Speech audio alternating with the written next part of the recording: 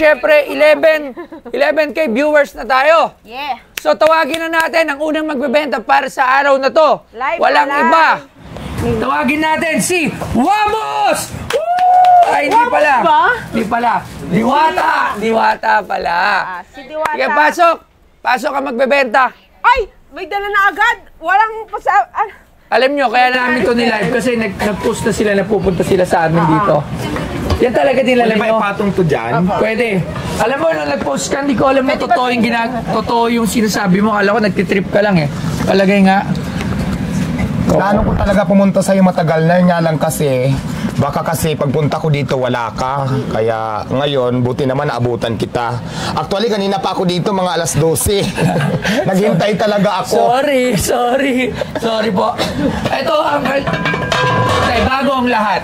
Alam mo ba, Pwede ba natin na marami rin akong kalderong ganito. Sige, baba muna natin to. Baba muna natin, sige. malaki? Alam mo ba na marami rin akong kanyang kaldero? Kasi madami rin akong parisan dati. 50 branches ang aking parisan. Nung panahon ng 2020, umabot ako ng 53 branch ang aking parisan. Jim's Ang Pears. Jim's Pears and Hot Mommy. and Hot Mommy, Overload Mommy. Meron pa naman yung Jim's Purse, ah. O iba yung Jim's Paris yun. Parang in-English mo lang yun sa'yo. O, hindi, magkakasama kami dati ni Kuya Jim, magkakasama kami. Ito naman, kaya ako binibinta, may sentimental value to sa akin kasi Gano'n ba katagal sa yan? simula nung nag-start ako mag-Paris, ito talaga yung kaldero ko. Saan ba nag-start na mag-Paris? Sa Hindi ko Pasay. na- Sa Pasay. Sa may... Yun yung sa may tulay? Sa may tulay, yes. Doon ako dati Hindi ko nag-start. Doon kita unang pinuntahan nung... Ayun nga parang... Nagsimula ka pa lang noon na pumutok, di ba? Nagbabike kami noon, tapos wala naman siya. Sabi ko, niyakag ako ni Ruth. Sabi, Stoyo, tikman mo yung pagkain ni Diwata kasi marami daw na pila. Pumunta kami, Wala siya. wala siya. So, hindi. Sarado ata nun. Hindi. Tinanggal siya. Clearing ako ng mga time na yon. Clearing Pero kasi... after naman nun, doon na pumutok na yung Diwata. Oo, Dire-diretso na yung mga magagandang nangyari kay Diwata. O sige, ano Correct. kwento niyan? Ito kasi, simula nung nag-start ako mag-Paris, so ito na talaga yung kaldero ko.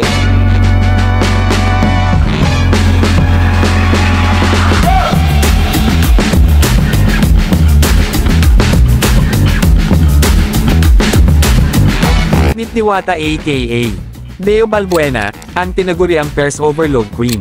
Kung dati ay naririnig lang ang salitang Diwata kapag pinag-uusapan ang Philippine mythology, ngayon ay sikat na rin ito bilang pangalan ng LGBTQ dagdag member at Pares Overload Queen na si Deo Balbuena o mas kilala sa bansag na Diwata. Tubong probinsya ng Samar si Diwata. Lumuwas siya ng Maynila upang makipagsapalaran at makapaghanap ng trabaho rito. Namasukan noon si Diwata bilang isang beautician, hanggang sa pinasok niya rin ang pangangalakal. Nag-sideline din siya ng pagtitinde ng kape, sigarilyo at mga candy. Upang mas kumita ng pera, ang LGBTQ dagdag member na si Diwata ay nagtrabaho rin bilang isang construction worker. Noong 2016, unang nag-viral si Diwata dahil sa kanyang pagrampa sa presinto nang masangkot siya sa isang insidente nang ireklamo niya ang kanyang dalawang kakilala na gumagamit ng iligal na droga sa ilalim ng tulay. Ilang taon nang makalipas, muling pinag-usapan si Diwata dahil sa kanyang nagtetrend na 24 na hour business na pinangalanan niyang Diwata Pares Overload. Dahil sa kanyang pagsisikap sa negosyo, nakabili na siya ng kanyang sariling sasakyan at napaayos na ang kanyang tinitirhan. At ang binibente sa Pinoy Pawn Stars ay ang unang kalderong ginamit ni Diwata sa kanyang paresan. Ito ay siguro mula pa nung yung during pandemic. Doon ako nag-start mag-Paris. Pero dati kasi hindi pa ako kilala. So, 2020 ka rin ba nagsimula? 2020. Kaya lang noon, cart lang ako kasi nakabili ako. Nag-start kasi ako sa Paris, cart lang siya. Cart. May nagbinta sa akin ng second hand na cart. Tapos bumili ako ng kaldero. Actually yung cart ko, wala na yung cart ko na yun eh.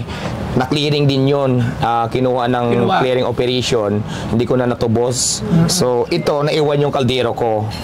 Yan ang kaldero mo. Butas na yan. May butas na siya. Pero pwede naman Tagpian. tagpian na lang natin. Tagpian. So 2020 ka pala nagsimula. Nag-start mag-Paris. Doon Yes, kayo sa island.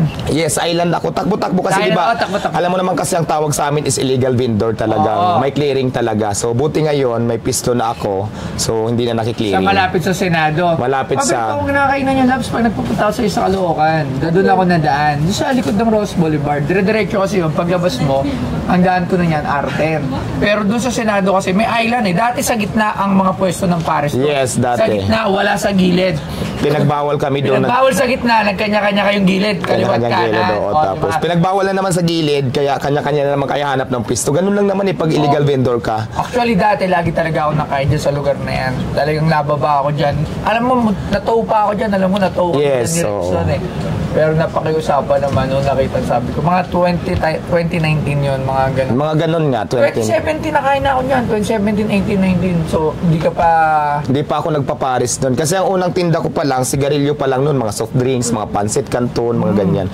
Ganun pala. So, ayan, 15K viewers tayo live. 15,000 live viewers. So, Diwata, ngayon, magkano mo naman binibenta yan? Ayan, kasi nasabi mo nga na magpaparis ka naman din dati, hindi ko na bibigyan ng presyo. Hindi ka bibigyan ng presyo. Ikaw na lang ang tumansya kung magkano ang gusto mo. Ba? Paano pag ako? Ha? Hindi kasi alam mo, maganda din yan. Ayaw kitang taasan kasi may alam ka pala sa presyo ng mga kaldero kaya hindi kita maluloko. Yung ganyan, mga 3.5. Yes, mga ganun nga. Sa Tabora. Uy, Saan ka nag-endorse namimili? naman. Actually sa Pasay lang ako namimili sa may suki ko. Sa may Cartimar.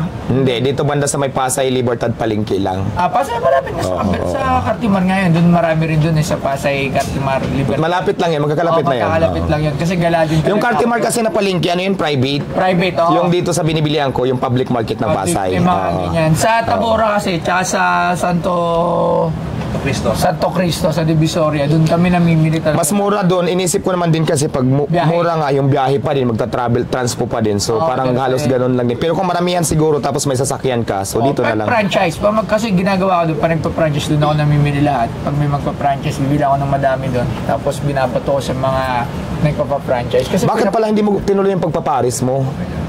Nung pandemic, ayun yung sarado bukas. Kasi pwesto yung sa amin. Hindi siya yung kariton. Pwesto talaga siya as in restaurant. So pag sinabi na, bawal lang dine-in, puta, sarado na naman siya 2 buwan. So, ihina na naman. Pag open na naman, kundi na naman. So, hanggang natapos ng 2022, medyo lawala na. So, ayun. Pero malay mo naman, makapagbukas ulit ng pares kasi paborito kong pagkain niya. Correct. Yan ang bumuhay sa akin. Nakwento ko naman sa'yo, di ba? Nagkita tayo kay Rosmar. Nakwento mo sa akin. Yan talaga ang bumuhay sa akin nung time na talagang sakto-sakto lang yung pera ko lagi. Yan ang pangkain ko. Doon kay Kuya Taba sa Pasay EDSA. Doon ako nakain ng pares araw-araw. So, sige. Hindi, teka muna. Kung gusto mo naman, wala nang money involved, magpalit na lang tayo. Akin na lang yung kwintas mo sa itong kaldero. Ay, geng. Hindi. May magre-regalo sa'yo mamaya. Marami yan. Maraming regalo. So, syempre ako, wala ako pang regalo kasi alam mo, sanay ako lang ako nire-regaluan. Anong regalo mo sa akin? Niregaluan ako ni Diwata. Hindi. Pero kung sakaling ibebenta mo yan, kunyari, hindi tayo magkakilala, magkano mo siya balak ibenta? Dapat may pares yun. Siguro kung akin lang talaga, siguro pwede na din kung magkano yung bili ko. Ganun. Hindi siya tumutubo. Okay. At least hindi siya hindi siya na star. Kasi syempre yung iba. Kasi alam naman natin yung magkano lang yung price ng kaldero, pero syempre yung sentimental value, yun naman ang titingnan natin. Pero para sa akin, kasi... Kumbaga souvenir lang. Meron lang siyang gamit sa Pawn Star na pagdating ng panahon, anong mangyari kay Diwata, dumami man yung pares niya o maging iba na yung takbo ng kung ano yung karir niya, meron siyang souvenir na makikita dito sa museum natin. Kasi dapat itatago ko to. Ang naging problema din kasi baka mamaya mawala lang din doon kasi di ko na magagamit. Ito takip, lalagyan ko yun ng picture mo pagbukas. Yes. Tapos may signature niya. Yes, pwede naman. Lalagyan ko ng sige. Tatawaran ko na yan. Siyempre, second na yan, butas. Ayan na naman tayo, bulong-bulungan na naman tayo. Magkano? Go. 1.5! Baba naman. Hindi, tasan mo naman. Ipre ko na yung chinilas ko. Sige, sa'yo na to. Controversial sa yung chinilas ko na yan. Lagi yan napapansin, Sige, pre na yan. 3.5. Kasama na yung chinilas. Sa pa chinilas? 3.5.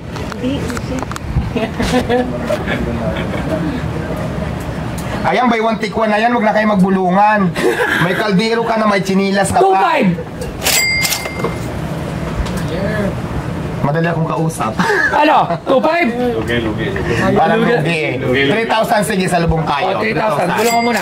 Uy, gogi. Ano? Marami kasi nagbibidyo.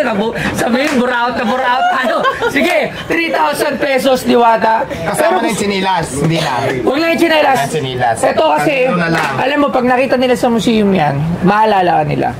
Kasi ganito yan, magkakaroon kami ng QR code doon. Pag inano mo yung QR code, may kita mo yung istorya. Lahat yan. Kunyari, kunyari sapatos ni Pacquiao. Ito, binili ko 850,000. Pagdating sa museum yan, meron yung QR code. Pag inano mo yung QR code, may kita mo yung istorya. May kita yung mukha ni Pacquiao. Makikita mo yung mukha ni Pacquiao, yung istorya, kung saan yan. So, ganyan din yan. Pagka in-scan yung QR code niyan, makikita kung sino, ano ba to? Diwata. Lalabas siya na kaldero ni Diwata Pares. Ipapakita kung ano nangyari kay Diwata Pares from humble beginning hanggang kung ano na ngayon si Diwata. So, papaalagaan namin yan. So, dahil dyan, 2,500. Hindi, Okay na. 3,000. Maraming salamat. So, sa lahat ng viewers, umabot tayo ng 20,000 viewers. Muna natin. Siyempre, Palmahan ko muna sa ambas. Ano, Ano, pen, yung pen, doon pen. na sa ano. Sa takip, tsaka sa pinakakatawan. Pakit dito. Kaya nasa yung ano. Pasis na, ayan. So, pakilala mo yung mga kasama mo rito. Ayan, Ito. kasama ko ngayon ang team. Ayan, Team Diwata. Gusto ko lang makilala sino-sino sila lahat eh. Pakilala mo isa-isa. Ayan, ito yung mga team tawagin nila team ano ba? Team Gatas? Magatas. Hindi team vlogger to doon sa kainan ko. Si Alvin. Ano pa? Halika, pakita rito. Siya si... Alvin TV. Yan ba yung jowa mo? Hindi, may gusto lang sa akin. Hindi kami magjuwa. Hindi talaga? Ito si Papa Bean. Ay, wala, sinira mo pa. Magbayad pa tayo. Papa Bean TV. Papa Bin ba? Puro Bin? Ito naman si Tatay Yabagis. Bin. Yabagis Papa Bean yung pangalan niya. Ito Yabagis Vlog naman. Yung Baggies Tapos, Vlog. Sino pa? Sino ito, pa dyan? Juban. Tapos yung Juban ano? Yeah, 20k viewers. Juban lang siya. Tapos itong isa naman si Vincent. Ayan, 5 lang kami. Vincent. At Team Diwata. Team Diwata. Yan ang Team Diwata. So, Tapos pirma. yung isa jowa niya. Wala akong jowa. Dalaga pa. Dininay ka na naman. Si Alvin lang naman magusto sa akin. Wala pa akong gusto. Ay, Rudy, hindi ka nag-video. Ang ba't hindi nag-video? Ito na, pipirmahan ko na. Lalagyan ko ng Diwata Paris. I love dito or dito na lang sa... Parehas. Siguro sa katawan at saka sa loob ba, sa labas? Hindi, parehas. Sa labas naman. Sa labas, sige. Saka sa loob. Tapos pati po yung date. Ano bang date ngayon? Oo. 20. 20. Yes, mastery namin love. Ay, oo nga pala, love. Ano ba yun? Wala naman itong pencil pin. Wala pentel, O, pentel, dapat pula pentel. or ano.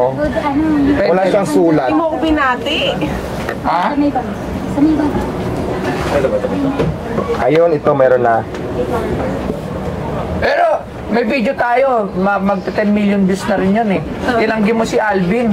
Oo. Ano, hindi ba talaga, wala ba talaga namamagitan? Wala fix man. Si Alvin lang may gusto sa akin. Alvin, halika rito. Totoo ba may gusto ka kay Diwata? Yari tayo dyan, hiwalay tayo sa asawa. May asawa si Alvin. May asawa si Alvin. Ilan ang asawa? Isa lang. Ilan ang anak?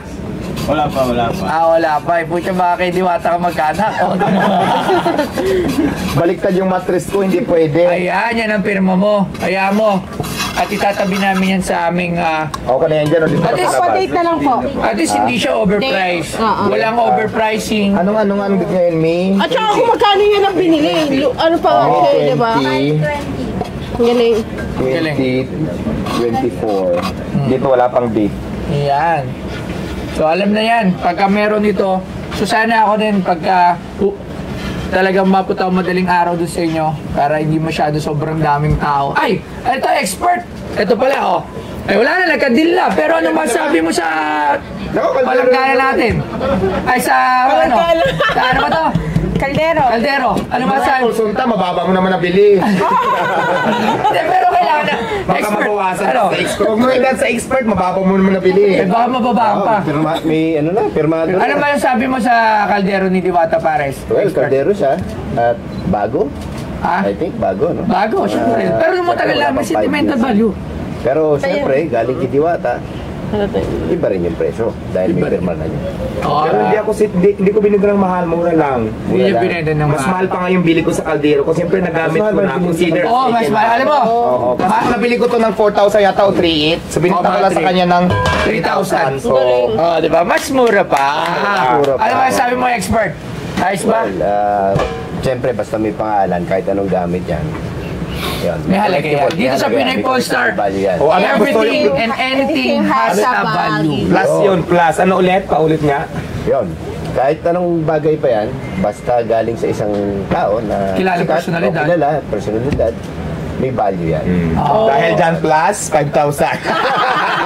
3,000 plus pagmamahal. Ayan. Alvin, Alvin. Ni Alvin. Okay na yun, baka mamaya tumaas pa ang presyo. Diwata, baba na natin to. Lagyan Papalan natin muna to dito. natin. Ayan.